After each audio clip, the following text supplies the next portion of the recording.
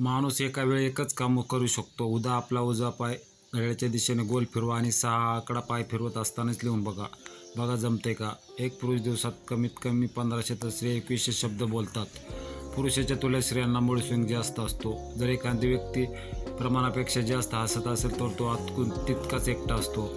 जर एखादा व्यक्ती प्रमाणापेक्षा जास्त खात असेल तो तणावात असू शकतो. जर एखादा व्यक्ती जास्त झोपत असेल तर तो दुःखी असू शकतो. जर एखादा व्यक्ती लहान सहान कारणावरून लगेच चिडत असेल तर त्याला प्रेमाची गरज असते.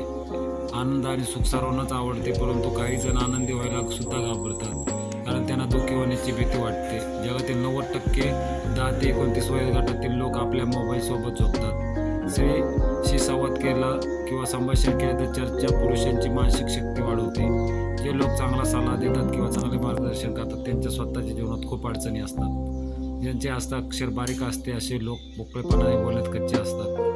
जगातील 10% लोक डावखोरे आहेत. जे व्यक्ती लवकर विचलित होतात शक्यता आहे की त्यांचा मेंदू क्रियाशील निर्मित कल्पनाचा आहे आणि त्या व्यक्तींचा IQ जास्त आहे. व्यक्ती जास्त क्रियाशील आहे ती कशालाही कंटाळतात.